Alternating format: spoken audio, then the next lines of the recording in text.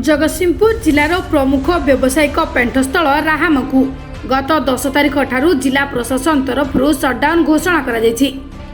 गत 10 तारिख रे भीड़ को परिलक्षित करी जिला प्रशासन एपरि निष्पत्ति नैछथि, किंतु बाजार कमिटी निवेदन करथिला कोविड नियम अनुसार बाजार खोलिबा पई, हेले जिला प्रशासन याकू आग्रह करी अनिर्दिष्ट काल पर्यंत बंद करछि। याकू प्रतिवाद करी बाजार कमिटीर संपादक सुनाकर बेहेरा अनशन रे बसछन्ती। जे पर्यंत जिला प्रशासन बाजार न खोली से पर्यंत से धारणा रे बसिया बोली गणमाध्यम को सूचना देछन्ती।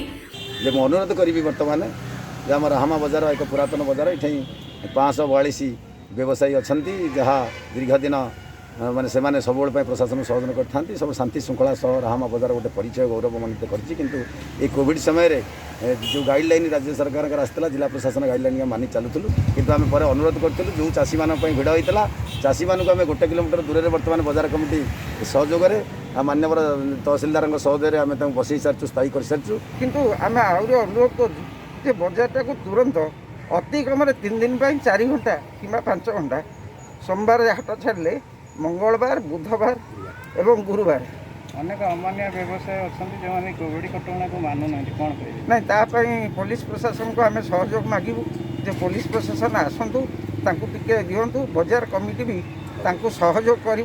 संभाव्य बात्या समय रे बाजार बंद को स्थानीय जनसाधारण एवं बुद्धिजीवी माने निंदा करछन्ती।